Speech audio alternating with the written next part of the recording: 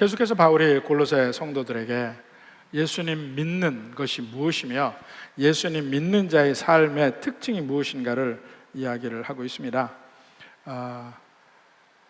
그러면서 바로 그 앞에 9절 10절에 보면 예수님 안에 신성이 충만하다. 그 신성을, 충만한 신성을 육체에 거하시게 하셨다. 그분이 바로 예수님이라는 얘기를 했습니다. 그러면서 그 안에서, 예수님 안에서 너희도 그 안에서 충만해졌다고 얘기합니다. 그 충만의 내용을 설명하는 것이 오늘의 내용이에요. 충만의 내용. 자, 그 안에서, 다시 11절에 또 얘기합니다. 또 그 안에서 너희가 손으로 하지 아니한 할례를 받았으니 그리스도의 할례니라. 그리스도의 할례니라. 그러면서 그리스도 할례가 뭐냐면 곧 예수님이 죽으실 때 같이 죽으시고 예수님이 부활하실 때 같이 부활하고, 그래서 여기에 그 안에서란 말과 같이 계속 쓰이는 말이 함께 12절에도 그리스도와 함께 장사되고 또 그 안에서 함께 일으키심 받았고 13절에도 그와 함께 살리시고, 이 함께라는 말이 있습니다. 그 안에서란 말과 같이 연결이 되죠. 주님 안에 있으면 이런 일이 벌어진다. 바로 십자가에 못 박혀 죽으시면서 우리도 같이 죽고, 근데 그 할례라는 걸 얘기하면 할례라는 게 원래 의미가 우리 몸에 불필요한 것을 제하여 버리는 거잖아요. 그 불필요한 걸 제하여 버리고 다시 부활해 사는 것이다. 그리고 그것이 과거형으로 이미 그렇게 되었다 하고 얘기합니다. 그래서 계속해서 과거형으로 이야기하거든요. 그러니까 11절에도 너희가 손으로 하지 아니한 할례를 받았으니, 또 12절에도 그 안에서 함께 일으키심을 받았느니라, 또 13절에 14절 계속해서 이렇게 했고 마지막에 한마디로 15절에 십자가로 그들을 이기셨느니라 하고 전부 과거형으로 되어 있어요. 사실 15절에 진짜 과거형 주절의 동사는 구경거리로 삼으셨다 하는 것이 과거형인데, 여하튼 이미 일어난 사건에 대해서 이야기합니다. 너희는 이미 예수님이 십자가에 못 박혀 죽으시고 부활하실 때 너희도 그 안에서 그와 함께 죽었고 함께 살았다. 이것을 얘기합니다. 그러면서 자, 그게 사실이잖아요. 그런 일이 일어났잖아요. 예수님 안에서 죽고 살았잖아요. 그런데 10절에 보면 너희도 그 안에서 충만하여졌다고 이야기합니다. 충만하여졌다. 이 충만이 뭡니까? 그 안에서 충만해진다. 그 예수님과 하나 되는 면이 가장 완벽하게, 가장 확장되어서 우리에게 예수님이 있다. 그게 우리의 삶의 궁극적인 방향이고 목표입니다. 왜 그렇게 할까요? 그러니까 우리가 예수님 믿을 때 이제 예수님 믿었으니까 다시는 죄 짓지 말고 살아라. 이게 무슨 의미냐요? 하나님께 빚을 졌으니까 이제 빚을 갚는 마음으로 살아라? 죄를 짓지 않는 것이 나중에 지옥 가지 않고 천국 가는 일이기 때문에 계속 그렇게 살아라? 뭐 이런 식으로 많이 이해를 하는데, 저는 오늘 전혀 다른 면을 이야기하려고 합니다. 그게 뭐냐면 우리는 예수님 믿고 죄의 용서함을 받고 천국에 가는 것 말고 죄의 용서함을 받은 그 죄 없는 상태, 그 죄를 벗어내고 끝까지 우리의 삶과 우리의 몸에서 죄를 벗겨내고 예수님과 함께 부활적인 삶을 사는 것이 현재의 삶에서 어떤 특징과 어떤 의미를 갖는가, 이걸 얘기하고 싶어요. 우리가 할례를 받았다는 의미는 뭡니까? 거기서 그 죄의 모든 것을 벗어 던졌다 하는 것이 뭡니까? 예수님 믿기 전에 우리는 원래 죄인이고, 그래서 죄인이라는 걸 스스로 알기 때문에 죄의식이 있습니다. 그러니까 뭐 그냥 세상 말식으로 하면 내 꼬라지를 내가 압니다. 내 마음속에 더러운 측면을 내가 알아요. 그래서 하나님 앞에 나가는 것이 두렵습니다. 그게 원래 인간이에요. 하나님 앞에 나서는 게 두려워요. 심판받으니까, 죽으니까. 죄인인 상태로 내가 죄인인 걸 아는 판사 앞에 나가는 것이 누가 좋겠습니까? 그런데 거기서 내 대신 그 모든 판결을 받은 분이 있어서 내가 이제 죄 없다 함을 받았다. 그러면 죄성이 있지만 내 죄에 대한 법적 판결이 끝났다. 이제 자유다. 이때 느끼는 자유함이 과연 무엇인가? 그리고 또한 거기서 하나님 우리를 죄를 용서했다는 게 과연 왜 죄를 용서할까요? 그리고 계속해서 한번 죄를 용서했으니까 그 다음에도 죄 없는 생활을 하려고 노력하라. 점점점 죄 없는 생활로 가라. 이 얘기를 합니다.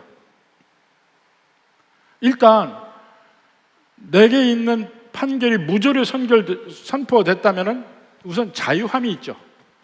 나는 내 죄에 대해서 죄값을 치러야 된다는 면에서 해방되니까 근본적인 자유함이 있습니다.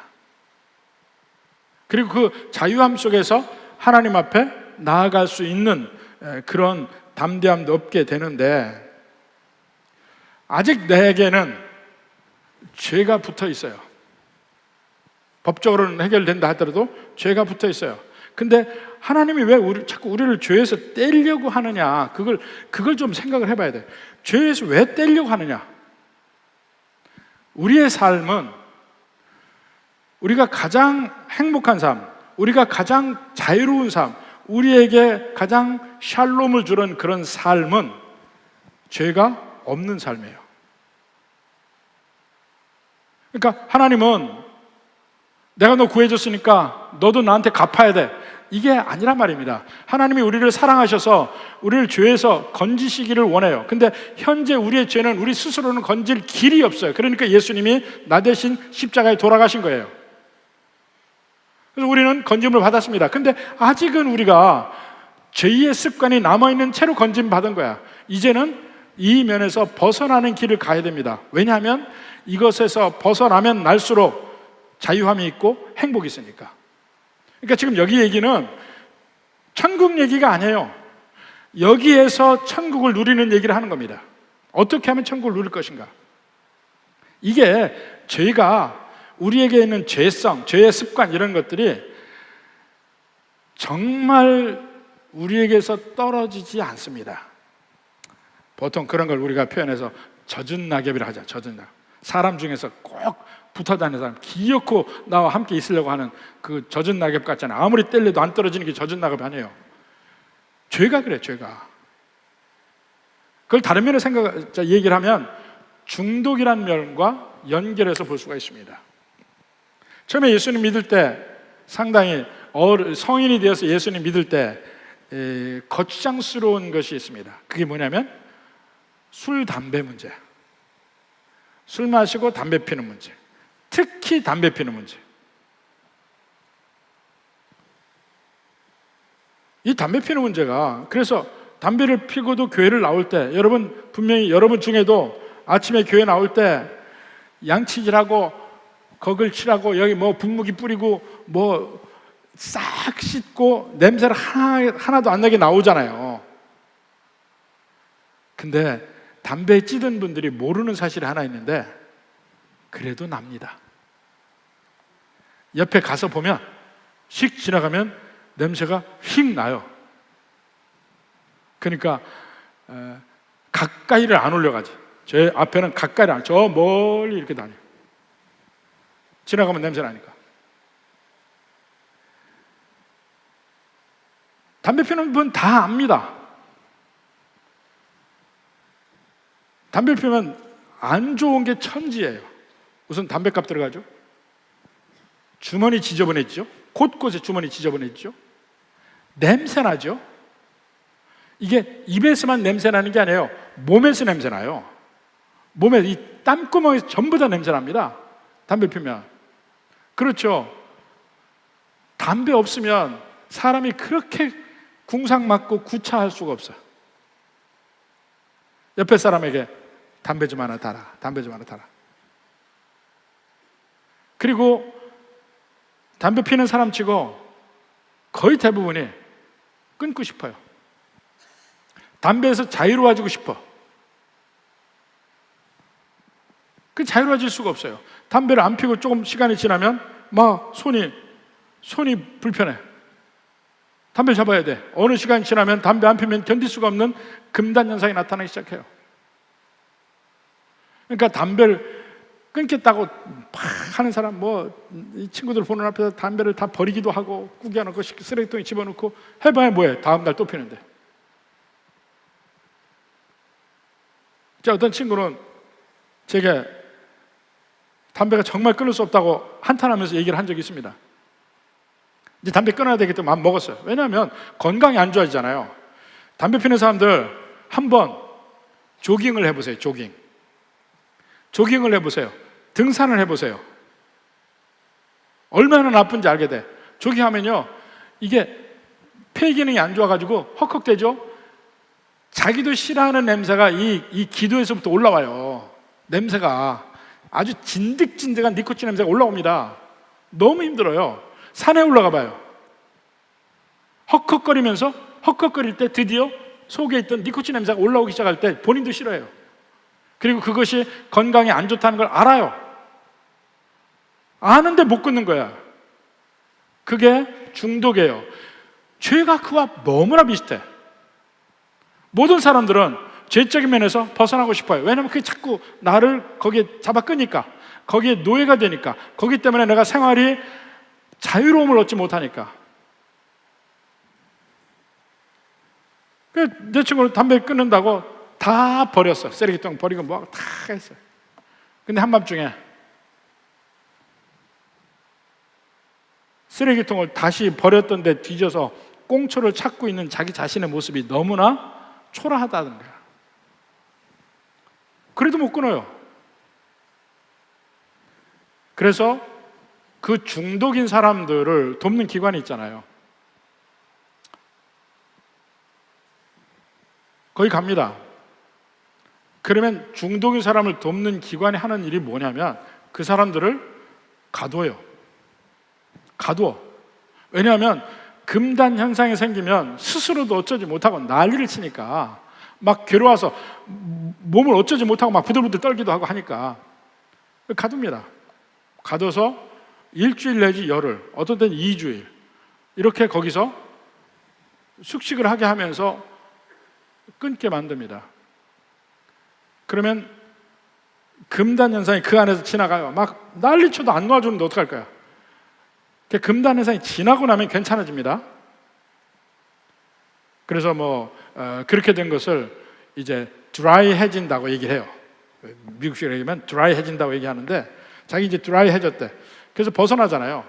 벗어나면 그 담배나 술에서 벗어나거든요. 어느 정도 벗어나면 괜찮아요. 근데 옆에서 누가 담배 연기만 휙 지나가도 코가 따라가. 그 자유로워졌다 해더라도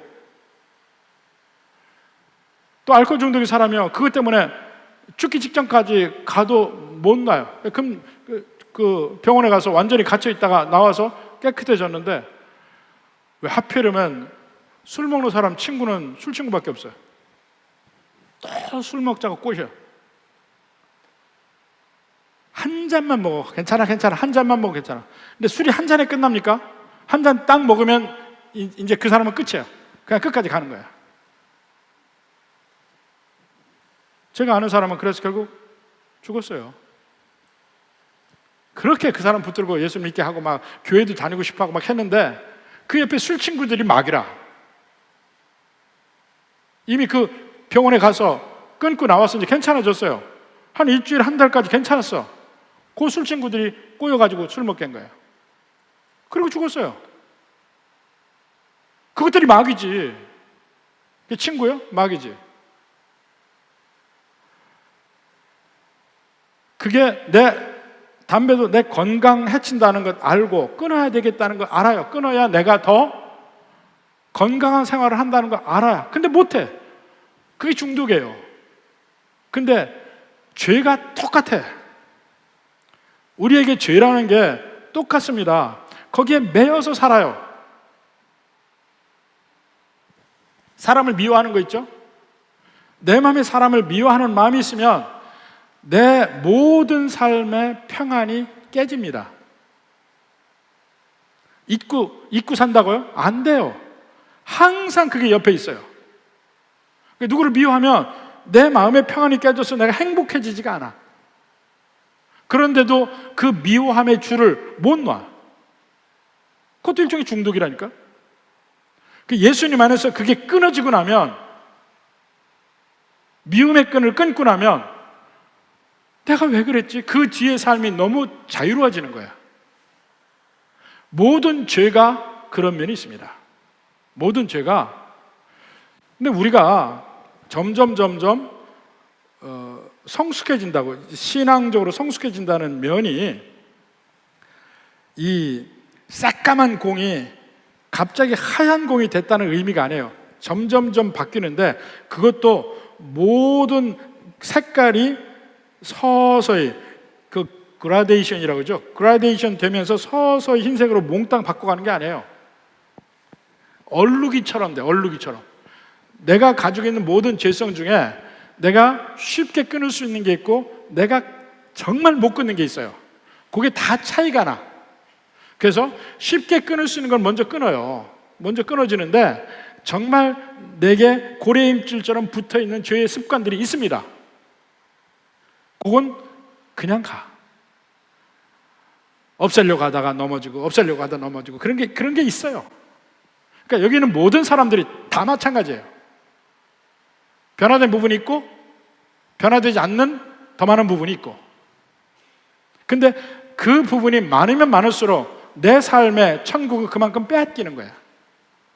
행복하지 않아요, 그만큼. 그래서 내 삶에 오직 예수님 뜻대로 사는 거, 그거 말고 다른 것은 자꾸 삶에서 밀어내려고 노력해야 돼.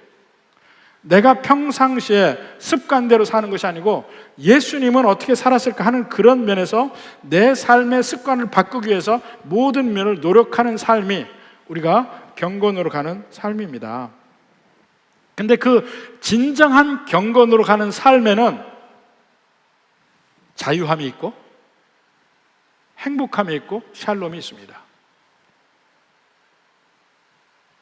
그것을 우리에게 주시려고 예수님 안에서 충만해지라고 이야기하는 겁니다. 내 삶이 정말 의미 있는 삶, 풍요로운 삶, 그걸 향해 진짜 행복한 삶을 위해서 가야 될 거 아니에요.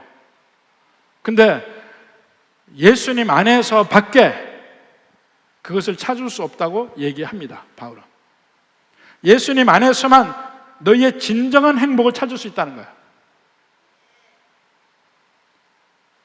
그리고 그 예수님 안에 있는다는 의미가 뭐냐면 예수님과 함께 할례받고 예수님과 함께 모든 죄의 문을 벗겨 없애버리고 그리고 예수님 안에서 하나님의 부활케 하심을 경험하는 거예요. 이게 매일매일의 삶에서 우리가 하면 할수록 우리는 천국을 누리게 된다는 겁니다.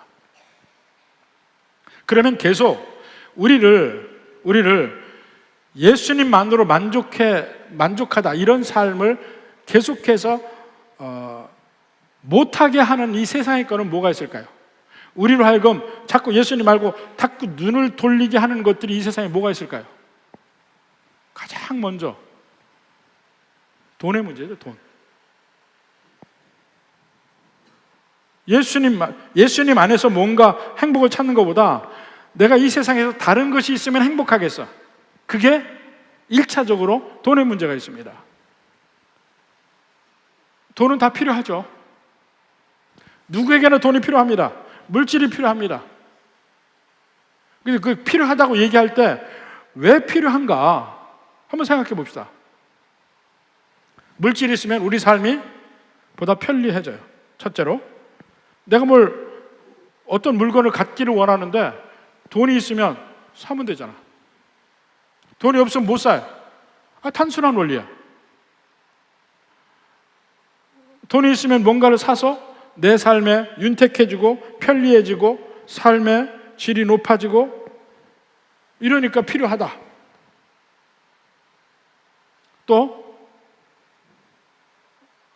다른 면은 돈이 왜 필요하냐면 미래에 대한 불확실성 때문에 그래요. 우리가 돈이 생긴다고 해서 당장 나에게 편리함을 주는 걸 바로바로 사서 돈을 쓰는 게 아니잖아요. 돈을 모으기를 원하잖아요. 왜 모으려고 합니까? 돈이 많이 모여지면 모여질수록 마음이 편안해져요. 왜 편해집니까? 무슨 일이 벌어져도 대처할 수 있는 힘이 커진 거야. 갑자기 아파봐. 갑자기 병원에 큰 돈이 들어갈 일이 생겼다. 어떡할 거예요? 돈이 없으면. 갑자기 내가 하는 사업에 문제가 생겼어요. 돈이 쌓여 있다면 대처할 수 있죠. 어떤 일이 있더라도 미래의 불확실성을 돈이 있으면 대처할 수 있을 것 같다. 그러니까 편안해. 그러니까 이 사람은 돈을 안 써도 돈이 있어야 편한 거야. 어느 정도 돈이 장만이 되어 있으면 마음이 편안하다 하고 살아요.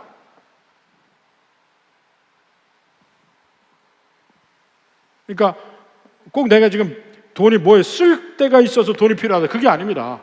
돈을 쌓아놓고 싶은 거야. 또 다른 면에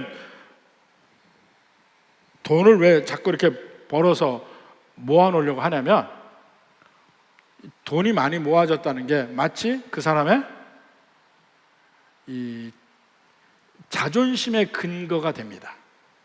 나는 이렇게 능력 있는 사람이야. 이걸 보이는 거야. 그러니까 뭐 돈이 어느 정도 내게 있다고 하면 다른 사람이 이 좋은 집에 살고 좋은 차를 타고 다니고 모든 것을 만끽하고 사는 그런 삶도 안 부러워요.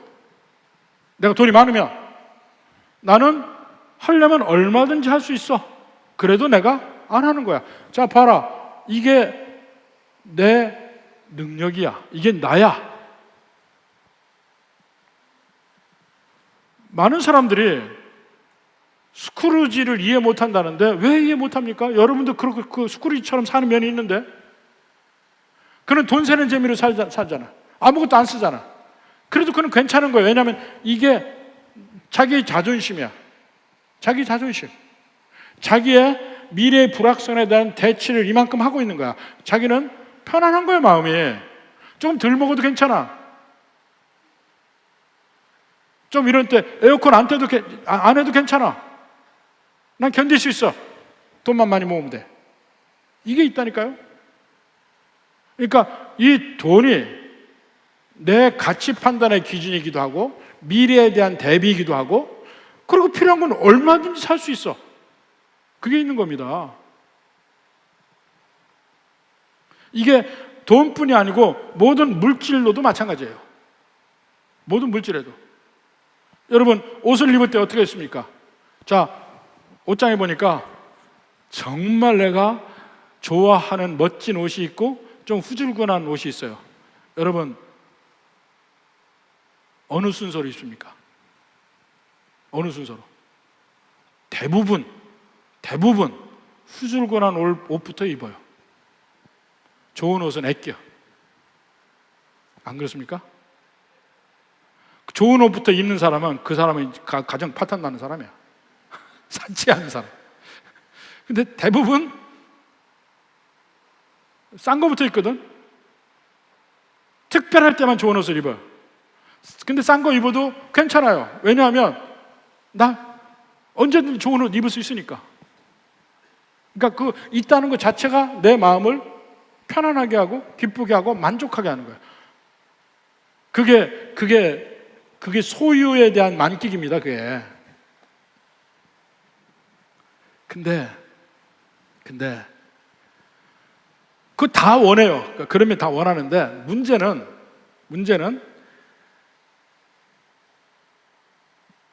주님 안에서 그것을 구한다면 절제가 됩니다.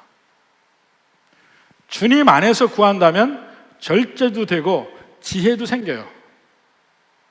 그리고 없어도 돼. 심지어는 어떤 때는 없어도 견딜 만해. 주님 안에서라면. 근데 문제가 뭐냐면요, 주님을 믿고 의지하기보다 그 돈을 믿고 의지하는 거야. 그렇게 되면 어떤 일이 벌어집니까? 돈이 필요해. 예수님 뜻대로 안 하더라도 돈을 벌 수 있는 기회가 있으면 그걸 택하려고 그래. 돈이 아까워서 예수님께 푹 빠져서 헌신하고 믿는 게 장애가 돼. 자꾸 그걸 안 하게 돼. 제가 지금도 마음이 아픈 게, 저희 큰어머니 예수 믿으러 가니까, 야, 교회 가니까 맨 돈만 달라고 그러더라. 그래서 안 가. 돈 달라고 하는 거 제가 드릴 테니까 가셔요. 그래도 안 가.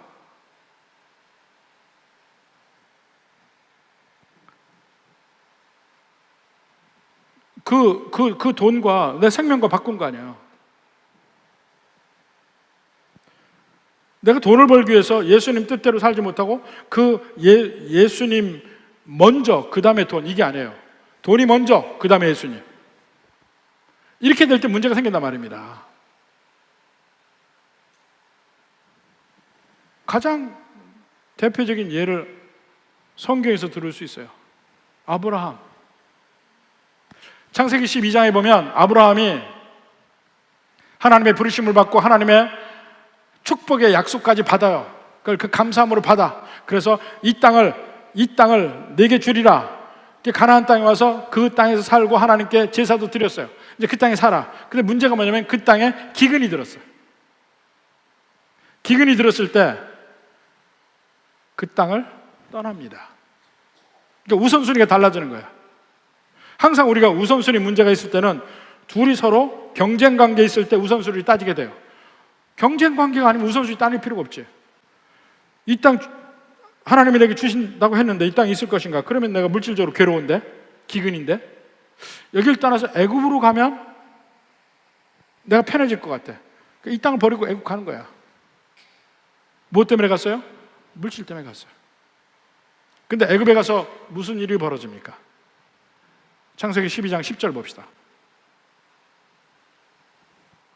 그 땅에 기근이 들었으므로 아브라함이 애굽에 거류하려고 그리로 내려갔으니 이는 그 땅에 기근이 심하였습니다. 가나안 땅 기근이 심하니까 물질을 바라보고 내려간 거예요. 근데 그 땅에 갈 때 보니까 자기 아내 사레가 너무 이뻐. 그럼 애굽에 가면 그 당시만 해도 외지 사람이 가면 힘을 쓸 수가 없습니다. 거기서 마음대로 다 했어요. 이제 나를 죽이고 당신을 탈취해 갈 테니까 우리 누이라고 해라. 갔다가 바로에게 사레의 소식이 들려서 그 애굽왕 바로가 사레를 자기 궁으로 드립니다. 그리고 아브라함에게 많은 것을 줍니다. 물질을. 그래서 16절에 보면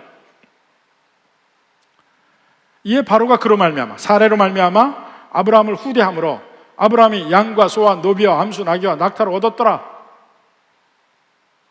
지금 아브라함은 애굽으로 내려갈 때의 모든 목적을 이뤘어요. 양소, 노비, 암수, 나귀, 낙타 다 있어요. 그리고 애굽은 가뭄도 없어.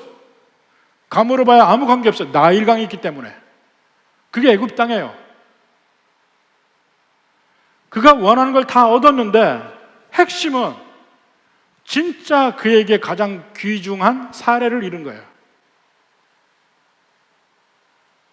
우리가 이 세상에서 물질이 줄 수 있는 그 유익한 점, 내가 원하는 모든 걸 다 얻을 수 있는 것이 돈이고, 그리고 장래 어떤 위험한 일이 있어도 그걸 대처할 수 있는 그 대처력을 키우는 게 돈이고, 내 능력을 보일 수 있는 그 도구도 돈이고, 이런 면에서 돈이 있으면 좋겠다, 그걸 따라가잖아요. 예수님을 제쳐놓고 따라가면 반드시 사례를 잃어버린 일이 생긴다니까. 이 세상에 수많은 사람들이 물질을 향해 가다가 가장 중요한 걸 잃어버린 사람이 너무나 많습니다. 물질을 향해 가다가 가정을 잃게 되는 경우도 있고, 물질을 향해 가다가 자기 건강을 잃게 되는 경우도 있고, 물질을 향해 가다가 모든 이 세상에 다른 것을 잃어버리는 것, 더 중요한 걸 잃어버리는 사람이 너무나도 많아요. 제가 가끔 소개하잖아요. 제가 처음에 목회할 때 저 함께 한 분이 정신과 의사 부부인데 엄청나게 부자였어요. 의사 중에서도 탁월하게 부자였어요.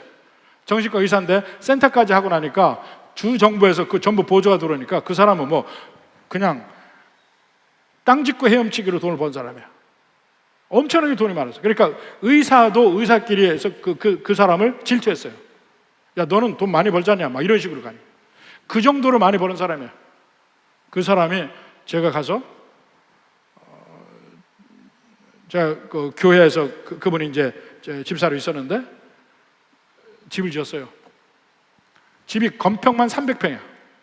미국에서 건평만 300평이고 그 안에 게스트 쿼터라고 해서 게스트 쿼터만 해도 우리나라 한 50평 이 집은 될 거야. 수영장이 있었어요. 25m 수영장, 실내 수영장. 채플룸이 따로 있었어요. 그 집에 앉아서 이렇게 밖을 보면 멀리까지 쭉 펼쳐진 언덕 위의 집이었어요. 근데 하도 그 아내가 남편을 자기 마음대로 주물락주물락 휘고 막 세게 할 거니까 결국은 이혼하게 됐어요. 이혼할 때 남편이 아내에게 집 주고 나와버렸어. 아내는 300평이나 되는 엄청난 집, 돈도 많이 들었죠? 그 집을 위자료로 받았어요. 근데 거기서 애들도 다 떠나고 혼자 살아. 혼자 살아. 그거 누리고 싶으면 다 거기 있잖아. 돈이 부족한 것도 아니에요. 거기서 혼자 살아.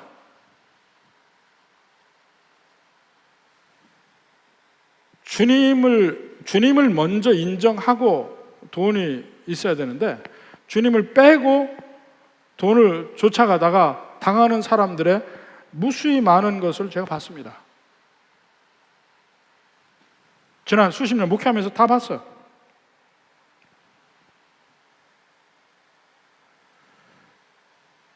우리가 돈이 필요하고 돈이 구하는 건 누구나 다 마찬가지예요.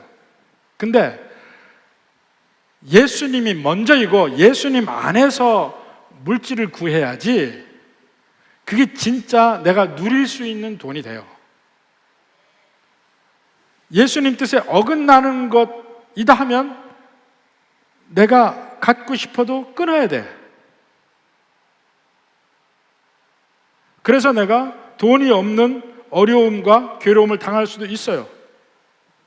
그렇지만 그 뒤에 내가 물질만 따라갈 때 얻는 돈보다는 작을지라도 못할지라도 예수님 안에서 예수님의 뜻 안에서 얻는 그 물질은 내게 참 행복을 줍니다. 예수님 안에서 그 우선순위가 바뀌지 않으면 먼저 예수님 우선으로 생각하고 예수님께 먼저 드리고 그 안에서 나머지 가지고 내가 살려고 노력하고 하다 보면 물질에서 자유로움을 느끼고 그래서 다른 사람에게 베푸는 것도 할 수가 있고 오히려 가진 물질이 내게 참 복되게 사용된다는 것을 경험하기 시작합니다. 그러니까 먼저 예수님 먼저 해야 되는 거야. 또 물질 말고 어떤 사람은 물질 말고 세상에 이 사람들과의 관계를 아주 중요하게 생각하는 사람, 다른 사람의 사랑을 먹고 사는 사람이 있어요. 다른 사람의 인정을 먹고 사는 사람이 있어요. 근데 그걸 얻는 방법은 두 가지야. 권력을 잡아서 얻는 거하고 그 다음에 내가 그 사람들에게 뭔가를 베풀어 주어서 얻는 게 있어요. 근데 베풀어 줘서 다른 사람의 인기를 얻고 사랑을 얻고 이런 사람은 특기가 자기는 착하다고 생각해. 자기는 이 관계를 많이 유지하는 걸 능력자라고 생각해. 그러니까 무슨 일이 있으면 그 네트워크가 동원이 돼서 뭐든지 해결할 수 있어요. 그래서 그 사람들의 마음을 사기 위해서 자기는 희생도 할 수 있고 손해도 볼 수 있어요. 그러니까 자기는 괜찮다고 생각하는 거야. 내가 손해 볼 수 있으니까. 내가 물질 때문에 사람의 관계 끊어지는 거, 그거는 제일 하급이고, 세상의 것을 추구하는 가운데 사람 마음을 얻기 위해서 내 것을 쓰는 사람, 자기는 착하다고 생각하다니까. 그게 아니에요. 나는 돈보다 저 사람의 마음이 더 중요하다고 생각하는 것뿐이야. 그렇지만 세상의 것을 얻으려고 하는 건 똑같아요. 물질을 추구하는 거나 사람의 마음을 추구하는 거나 같다니까. 그래서 세상 사람들 뜻대로 가는 거예요. 사울이 그렇잖아요. 사울이 하나님을 끝까지 기다리는 것보다 민심이 자기에게 돌아서는 게 두려워서 제사를 먼저 드리잖아요. 근데 그런 사람들이 넘어지는 순간들이 있습니다. 넘어지는 순간들이. 첫째, 사람의 마음이 변해요. 변해. 언제나 똑같지 않아. 그리고 내가 막 베풀어서 잘해주잖아요.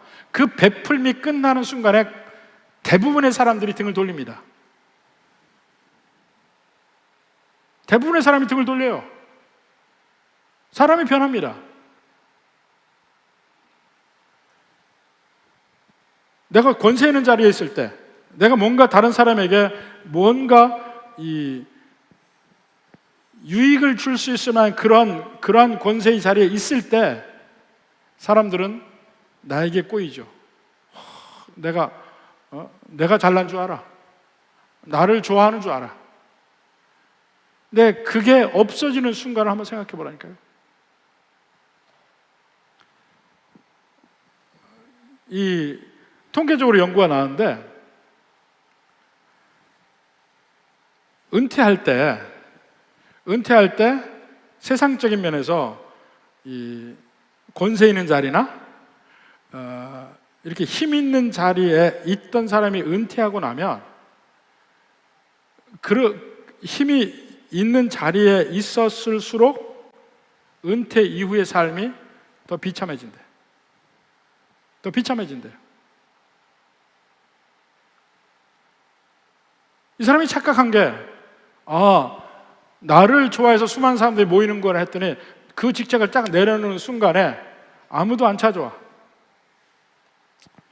그래서 옛날 자기한테 그렇게 잘했던 사람을 찾아가는데 옛날처럼 안 대해주는 거야. 그렇게 올려주지 않아. 그 상처받아요. 상처받고 이제 사람을 안 만나. 그래서 고립되게 살아요. 고립되게. 비참하게 혼자. 인기도 내가 뭔가 다른 사람에게 줄 수 있을 때 인기가 있는 거야. 그게 없어지면 사람이 변한다니까. 더군다나 그 사람들의 사랑이 진실이라고 칩시다. 꼭 내게 유익을 구하는 사람들이 아닐 가능성도 있어요. 예를 들어서 부모님, 나를 진짜 사랑하는 내 친구, 나를 사랑하는 애인, 배우자, 얼마든지 있을 수 있잖아요. 그런데 그 사람들도 이 세상에서는요, 완전히 나를 사랑할 만한 능력이 없습니다. 첫째로 그들은 죽어요. 영원히 나와 함께 있잖아요. 죽어요. 나를 사랑하는 부모님 먼저 이 세상에 없어요. 나를 사랑하는 내 주변의 사람도 능력이 없어서 사랑을 못할 때가 있어요. 제가 그걸 뼈저리 느낀 게 언제냐면, 제가 군대 갔을 때요. 논사훈련소 가가지고 막 낮에 훈련 받고 사역 나가서 지친 몸 가지고 막사에 돌아오는데 중간에 휴식하라고 하면서 전부 담배 피라고 하더라고. 휴식할 때 다 군인들 담배 피거든. 저는 그때 담배를 안 폈어요. 그 사탕, 건빵 이런 거 먹는데 터서 한 옆에 앉아서 하늘을 보니까 달이 떠 있어.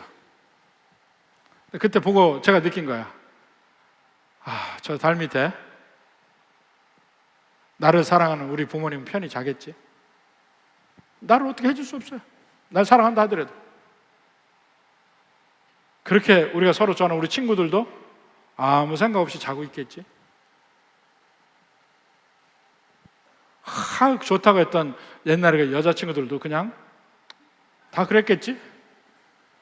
관계없는 거야. 지금 나를 어떻게 해줄 수 있는 사람이 아무도 없더라고. 그때 느낍니다. 여러분 지금 사람을 믿잖아요. 특히 배우자끼리 믿고 살잖아. 언젠가 없어진다니까 서로. 우리 세상의 모든 거는요, 나를 온전히 채울 수 있는 것이 물건이든 돈이든 사람이든 아무것도 없습니다. 그래서 우선순위가 먼저